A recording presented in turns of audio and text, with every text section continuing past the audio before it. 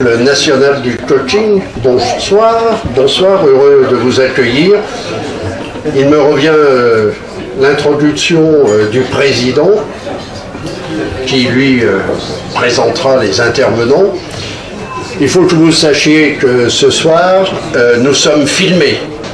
Donc si jamais certains d'entre vous ne souhaitent pas apparaître à l'image sur la chaîne télé, qui est quand même une des premières de France, la chaîne Coaching TV.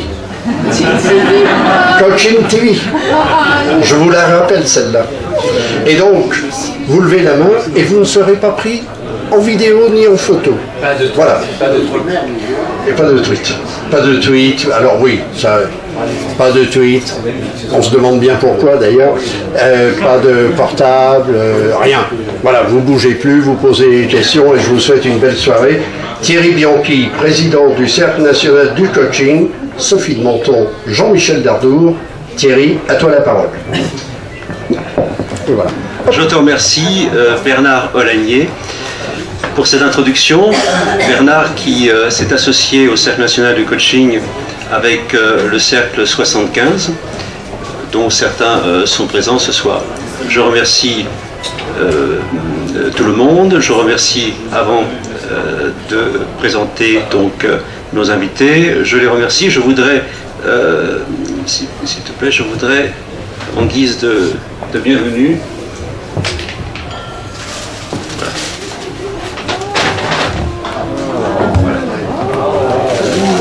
pour vous remercier de votre intervention, Sophie de Menton et Jean-Michel.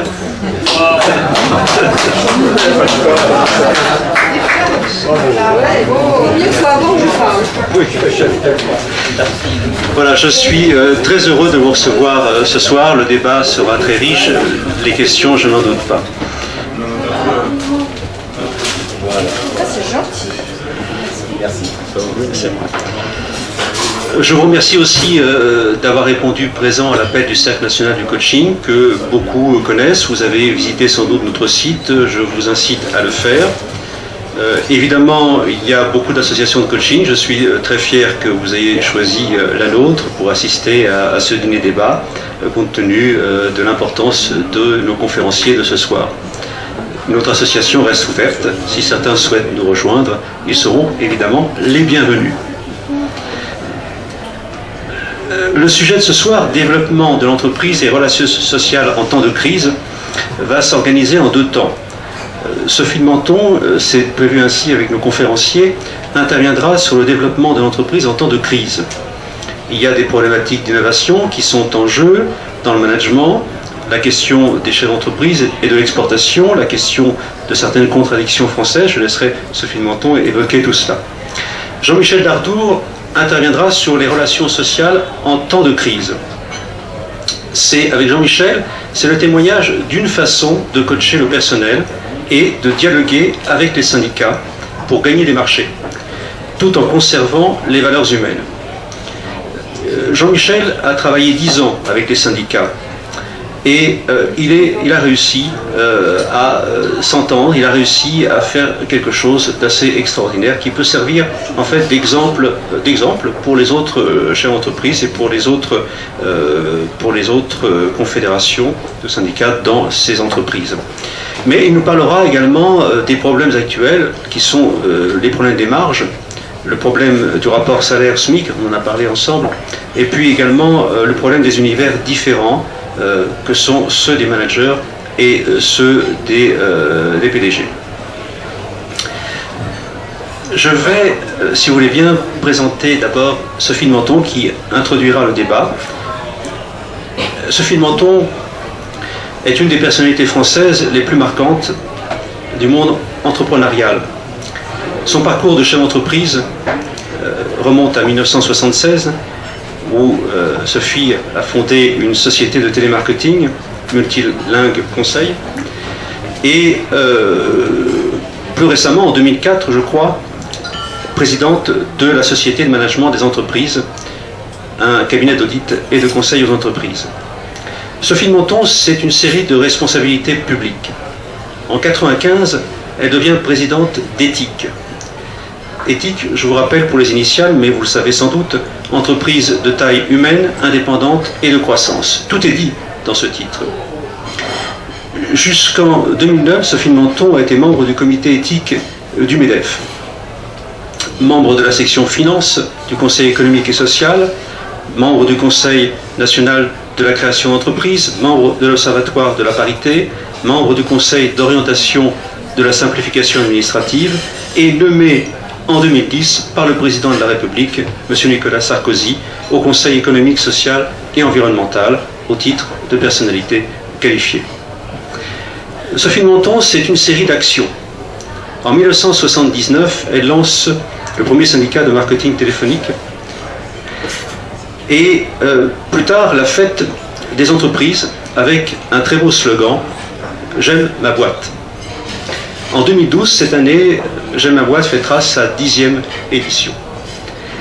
Sophie de Menton est créatrice du premier magazine de l'art de vivre en entreprise et premier numéro qui est sorti en 2010 et qui est diffusé donc avec un autre magazine, je crois, Dynamique entrepreneuriale.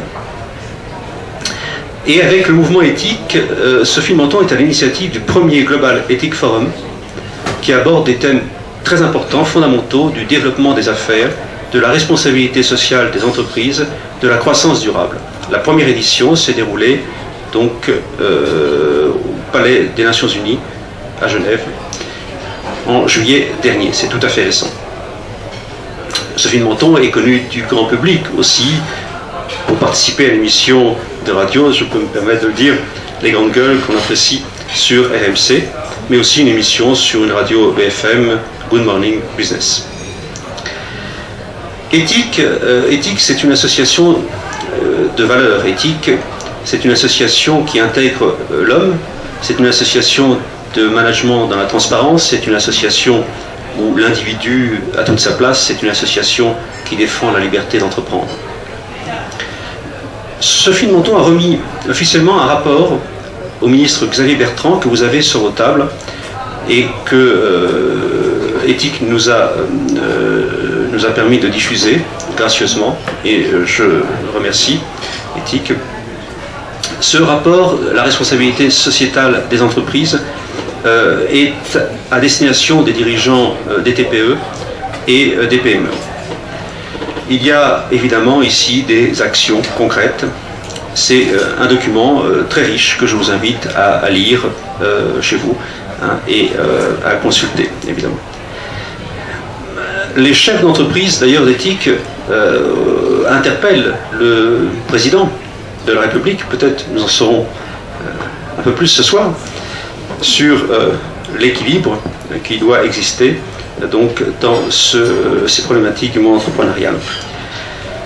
Et Sophie de Menton, ce sont aussi des écrits, de nombreuses publications et une collection, Le monde d'aujourd'hui expliqué aux enfants, avec des thématiques assez variées. Je passe sur les nombreuses décorations. Sophie de Menton est évidemment commandeur de l'Ordre national du mérite, officier de la Légion d'honneur et colonel de réserve de la gendarmerie nationale. Donc je suis très fier de laisser la parole à Sophie de Menton pour une première conférence sur cette thématique du monde de l'entreprise. Nous remercions Sophie de Menton.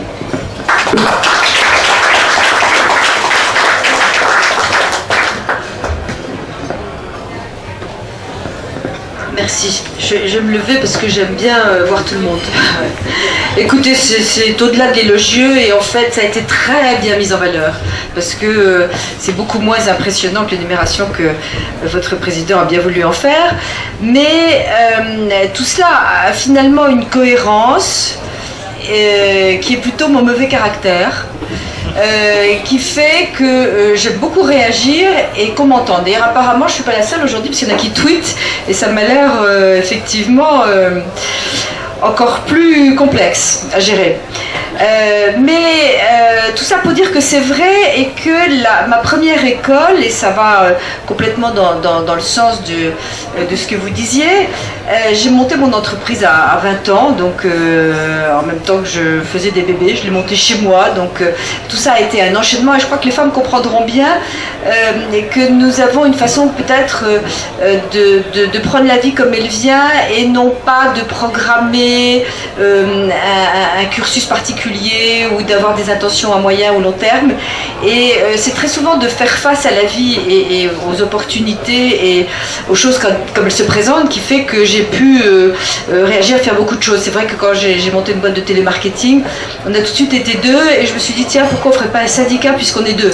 Alors, du coup ça s'est développé et c'est vrai que la profession s'est considérablement développée, le syndicat aussi, mais ça s'est un peu passé comme ça quand même. Et pour en venir directement au sujet qui nous intéresse, que faire en temps de crise? J'ai envie de vous dire que toutes les entreprises sont en permanence en temps de crise.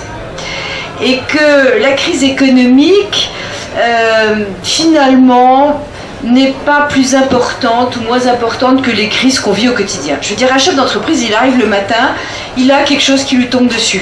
Alors peut-être pas tous les jours, mais quand même très souvent, et nous sommes dans la gestion de crise. On est dans la gestion de crise de la fille qui est arrêtée un mois alors qu'elle est à la compta et qu'il faut faire la feuille de paye le lendemain. Ça m'est arrivé, et il y avait 250 personnes. On est en crise lorsque on a un client on est en crise parce qu'on vous annonce un contrôle URSSAF, et même si vous êtes nickel, c'est pas une bonne nouvelle. Et donc on a cette gestion permanente. Et surtout, nous avons une épée de Damoclès qui est que l'entreprise est condamnée à grandir. Et très souvent, on voudrait dire stop. Ok, moi j'ai commencé, on était 2, j'ai fini, on était 800, et je voulais juste dire stop, je ne voudrais pas me développer. Et on ne peut pas. L'entreprise est condamnée à grandir parce que si vous ne vous développez pas, eh bien, vous faites faillite en fait. Alors, il y a des exceptions bien sûr, et on arrive quelquefois à gérer de façon équilibrée des activités avec des gens moins nombreux, mais quand on se met dans certains métiers, et finalement j'étais dans un métier, et ça a été aussi une façon d'envisager la gestion de crise, j'étais dans un métier, j'ai découvert que j'étais dans l'industrie. Quand j'ai monté des centres d'appel, ils se sont professionnalisés beaucoup, c'était le début d'un secteur d'activité. Et j'avais tous les critères de l'industrie. J'avais les cadences, le nombre de gestions d'appel à l'heure, l'encadrement des produits à sortir, un produit qui était un produit normé, parce qu'un entretien, il est normé. Sinon, effectivement, on a de vrais problèmes. Et donc, j'ai franchement eu l'impression, en permanence, d'anticiper et de gérer cette crise. Je crois que ce qui est intéressant aussi, et si on considère qu'aujourd'hui on a quand même des difficultés particulières, je dirais moi que ce ne sont pas les difficultés économiques, ce sont des difficultés sociétales. D'ailleurs, une société s'appelle une société, ça s'appelle une entreprise, mais c'est assez symbolique que nous parlions des sociétés. Et ce que nous vivons aujourd'hui à gérer est beaucoup plus important, j'allais dire, que la crise économique. La crise économique, elle va nous toucher, elle nous touche. Bon, on a un banquier, d'accord, on a moins de clients, ok, enfin bon, on a une petite récession économique. En revanche, faire face, petite, grande même, d'accord, mais faire face tous les jours à l'émergence des nouvelles technologies, à l'informatique qui nous envahit, à des collaborateurs nouveaux, et je pense en particulier les jeunes qui ont plus du tout le même contact avec l'entreprise, la même approche. Moi je me souviens quand même en période de récession, d'avoir eu, je faisais un entretien de recrutement, un type dans mon bureau qui est arrivé d'abord en jean, bon.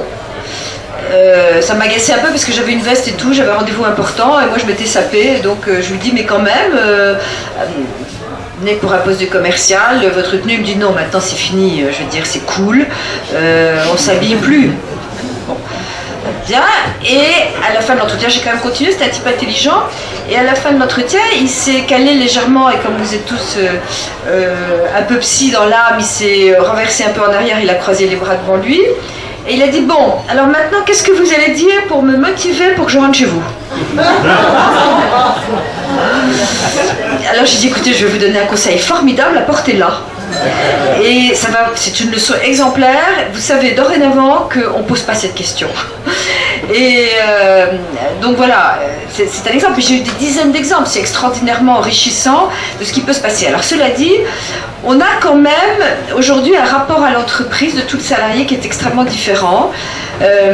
Qui est un rapport, d'ailleurs, c'est étonnant parce que ce rapport est à la fois plus léger parce qu'ils considèrent qu'une entreprise, c'est pas leur vie, et que leur vie privée, et après tout, pourquoi pas, est prioritaire. Je suis pas fan d'ailleurs de l'attitude du MEDEF qui veut qu'il y ait un congé de paternité, parce que là je trouve ça un peu pesant en période de crise d'avoir en plus des congés de paternité. Mais on a ce rapport effectivement des hommes, leur vie privée, des femmes, et on comprend tout ça très bien, et qui font passer ça plutôt en priorité. Et donc, c'est difficile parce que nous, chefs d'entreprise, nous sommes totalement attachés à cette boîte qu'on tient à bout de bras.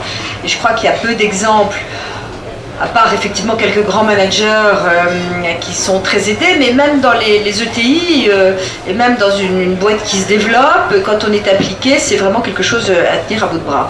Donc je dirais que pour moi aujourd'hui, gérer sa boîte, c'est d'abord comprendre quels sont les éléments de changement et les éléments qui font que tous les jours l'entreprise évolue et tous les jours il faut être différent et faire face.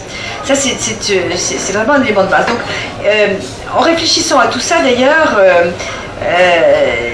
j'ai été amenée à le faire encore mieux d'ailleurs, et on l'a fait tous les deux. Lorsque Xavier Bertrand m'a demandé de faire un rapport sur la RSE, d'abord, je me suis arrêtée 2 minutes en disant au fond, je ne sais pas très bien ce que c'est, mais c'est pas grave, quand on ne sait pas ce que c'est, il faut écrire un bouquin dessus. Donc, responsabilité sociale d'entreprise. Et d'ailleurs, vous avez un petit livret, et vous en avez d'autres là, mais le vrai rapport, il est là, et notre délégué général Bernard Tangeman me l'a apporté. C'est un vrai rapport avec un énarque, enfin tout comme on les aime en France, qui reste au fond d'un tiroir. C'est un vrai rapport. Et quand il m'a demandé ça, je lui ai dit, écoutez, vous me demandez un rapport, mais il va être classé, vous avez autre chose à faire. Il me dit, mais non, il a été dans un tiroir. Et donc je cherchais absolument, parce que travailler pour rien, les chefs d'entreprise n'aiment pas ça du tout. Et donc j'ai cherché quoi faire, et au sein d'Éthique, le mouvement que je préside, il y a l'imprimerie nationale qui est membre. J'ai appelé le président de l'imprimerie nationale et j'ai dit, est-ce que vous imprimeriez quelque chose qui pourrait être donné à tous les chefs d'entreprise pour que ça serve même dans des boîtes de 8 personnes, etc. Et il m'a dit d'accord, il en a fait 20 000. Et ce qui est très amusant, c'est que je me suis inspirée des livres que j'écris pour enfants.